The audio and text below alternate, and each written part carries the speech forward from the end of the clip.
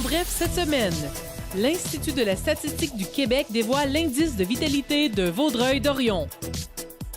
La députée Anne-Mine Touquache affirme qu'il y a trop de familles qui n'ont pas accès à un logement adéquat. Et les filles participent en grand nombre à la classique hivernale à Saint-Zotique. L'Institut de la statistique du Québec a récemment publié sur son site web l'indice de vitalité économique des localités de 2016. Selon cet indice, Vaudreuil-Dorion se classe deuxième parmi les villes dont la population se situe entre 35 et 100 000 et au 26e rang de toutes les municipalités au Québec. Rappelons que l'indice de vitalité économique des territoires est calculé selon le taux de travailleurs entre 25 et 64 ans, le revenu médian des 18 ans et plus et le taux d'accroissement annuel de la population sur 5 ans.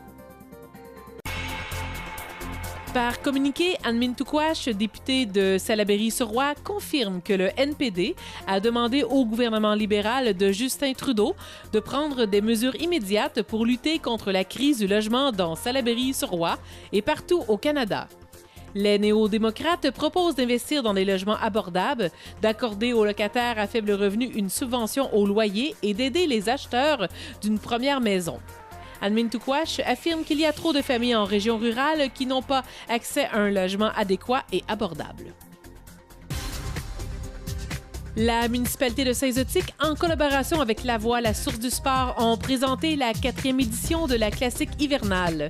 Ce grand tournoi de hockey extérieur pour toutes les catégories d'âge s'est déroulé au parc 4 saisons sur la patinoire réfrigérée de Saint-Zotique.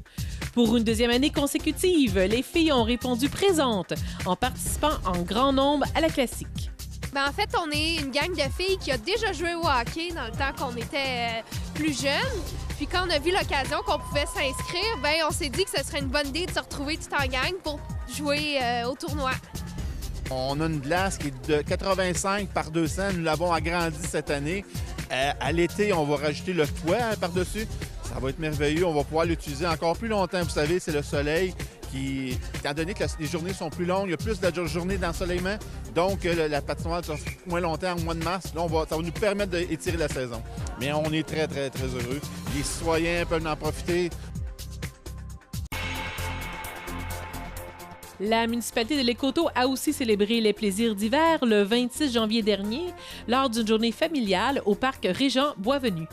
Glissade, carrousel, bicyclette fat-bike et feux de camp étaient au rendez-vous.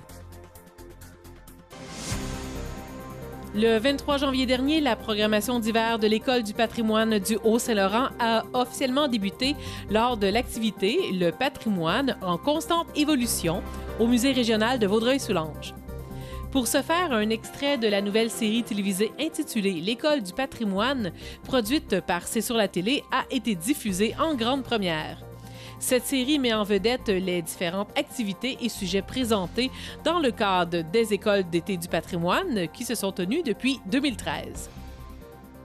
Le 26 janvier dernier, les Titans de Vaudreuil-Soulanges disputaient un match contre les Prowlers de Cornwall au Centre sportif Soulanges à Saint-Polycarpe. Une soirée explosive au grand plaisir des partisans dans les gradins.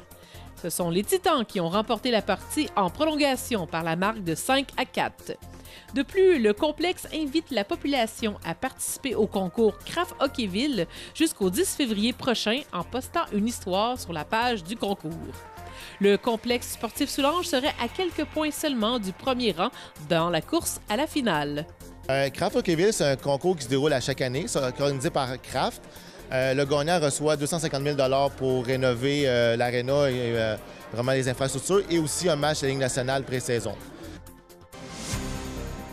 Les 25, 26, 27 janvier dernier, la municipalité de Terrasse-Vaudreuil tenait sa traditionnelle fête hivernale Terrasse sur glace, où petits et grands ont pu profiter des joies de l'hiver.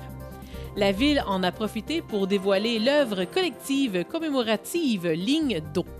L'œuvre a été réalisée par les citoyens victimes des inondations printanières de 2017 et par l'artiste Tina Struders.